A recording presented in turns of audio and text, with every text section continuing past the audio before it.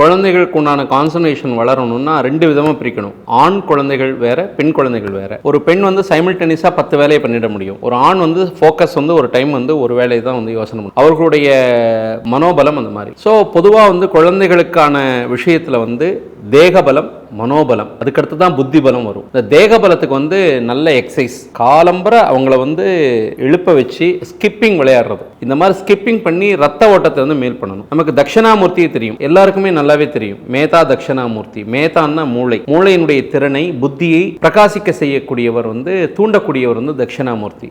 தட்சிணாமூர்த்தி வந்து இப்படி இருப்பார். இதுக்கு பேர் வந்து சின்முத்ரான்னு பேர். ஸோ அவங்களுக்கு ஒரு சின்ன ஒரு யோகா ஆசனம் கற்றுக் கொடுத்து அந்த குழந்தைங்களுக்கு வந்து இந்த சின்முத்திரையில் வச்சு ஓம்காரம்ங்கிற பிரணவத்தை வந்து சொல்றது, அல்லது நல்ல ஒரு மெடிடேஷன் மியூசிக்ஸ் எல்லாம் இருக்கு, அவங்கள வந்து தூங்குறப்போ அதை கேட்க சொல்றது, அவங்களுடைய ஆறா லெவல் வந்து நல்ல டெவலப்மெண்ட் ஆகும். அப்புறம் ஆகாரம். இந்த ஆகாரம் வந்து அவங்களுக்கு வந்து ஈஸியா பிளட் அப்சர்வ் பண்ற மாதிரியான ஆகாரம், கஞ்சி, பழரசங்கள், தயிர் சாதம், இந்த மாதிரியான விஷயங்கள்லாம் வந்து அவங்களுக்கு வந்து புத்தியை வந்து கூல் பண்ணும்.